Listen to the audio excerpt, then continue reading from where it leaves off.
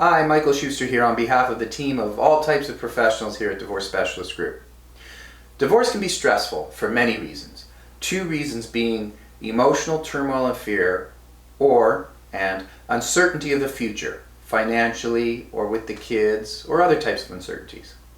And sometimes a difficult soon-to-be ex, especially a soon-to-be ex who has a high conflict type of personality, can push your buttons and provoke a storm of emotions combined with uncertainty of something that you might fear. Think about it. Have you ever received a verbal or implied threat from your soon-to-be ex, whether in person or by email or by text? Something like, if you don't do this, I'll take you to court. Or if you don't do that, I'll take you to the cleaners, or whatever. Or, I'll call the police, or I'll call child services, or keep doing what you're doing and you'll never see your kids again. There are examples of specific threats, but there can also be general threats, like, if you keep doing this, or you don't do that, there will be serious consequences, or you're going to be sorry. For the record, if anyone ever threatens you, or your children physically, that's not what this video or article is about. Don't take it lightly, don't shrug it off as an idle threat, and please notify your police and your lawyer immediately. Verbal threats about money and assets during divorce, like in those early examples, after all is said and done, are just an insecure person's attempt at establishing power over you, pushing your buttons, intimidating you, or perhaps they think it'll even help them during their own negotiations, which of course is not true. But physical threats are real and must be taken seriously and reported. Now, if your soon-to-be ex has made non-physical or implied threats that make you panic or fear, it can be like chasing ghosts, because like ghosts, those threats might not be real. My first suggestion is, don't believe absolutely everything that you hear from your soon-to-be ex. I had a client in my office last week who wants to sell her condo. She's currently paying all costs and her spouse is unemployed and bankrupt. She's bleeding money. She told him that she's leaving him, which she already did, and she told him she's going to sell the condo. His response was, if you think you're going to sell, I'll have you charged with this, and I'll do that, and a few other choice words and threats. Another client told me her soon-to-be ex told her if she tries to sell their house or doesn't do what he tells her to do, then she'll end up owing her soon-to-be ex everything. The bottom line is, everyone, including your soon-to-be ex, wants to feel and be in control, especially if you're dealing with a high conflict personality type or a narcissist. Now granted, I'm referring to control over their own life, their own destiny, and their own path, which often leads to them trying to control you when they feel the threat of losing their money or losing their freedom to you in some way. And if you are, in fact, divorcing a narcissist, it's not just control over their own life. They will always try to maintain control over you as well. When you are in the divorce process, you and your soon-to-be ex often feel like you're defending yourself against someone who's trying to take something away from you. It's a natural defense mechanism for them or you to panic, for control. The same way someone who can't swim would frantically flap their arms around if they fell into the deep end of a pool. When someone feels vulnerable or wants to regain control, they will likely, at some point in time, make some sort of implied threats to you. But remember two important things. Firstly, you are the easiest person for them to threaten or to give ultimatums to because it has worked so often for so many years in the past. Why would they stop now?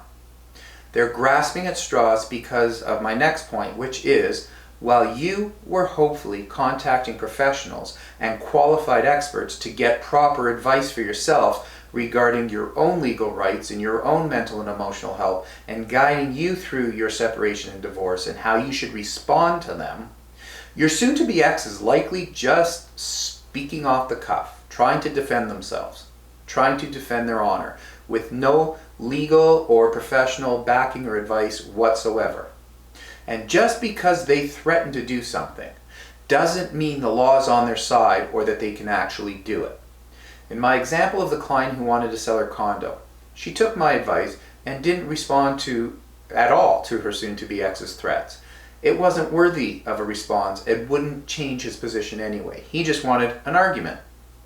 She called her lawyer and ultimately got a court order, both allowing her to sell the condo without him stopping her, and she won the right of possession, which means he couldn't live there anymore and get in the way or obstruct the sale of the property.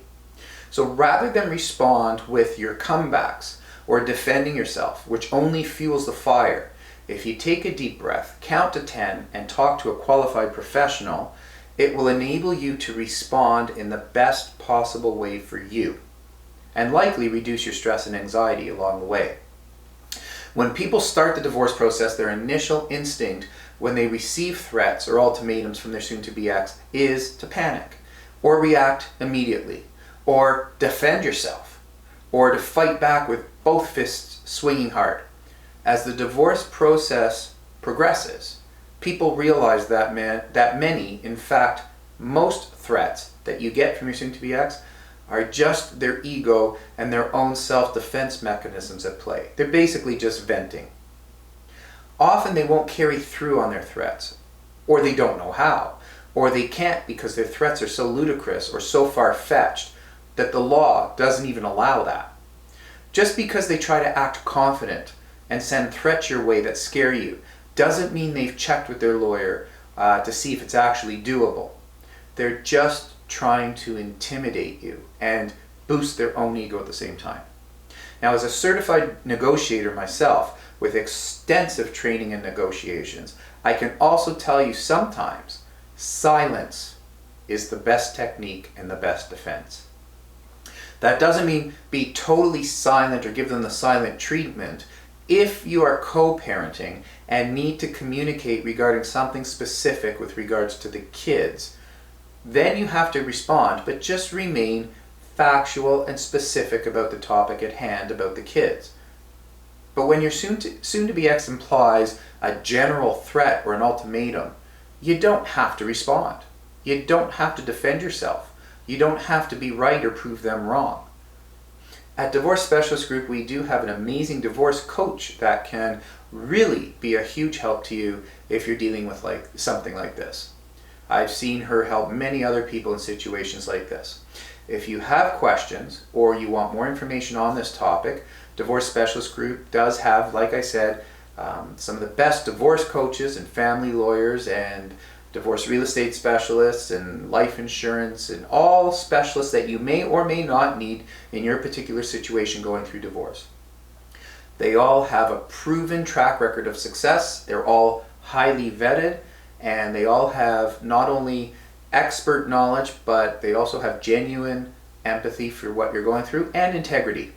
So if you have questions, just email us with any questions you might have, or you can arrange a free 30-minute consultation. Every email, every phone call, every meeting is strictly confidential, and there's never any pressure or obligation.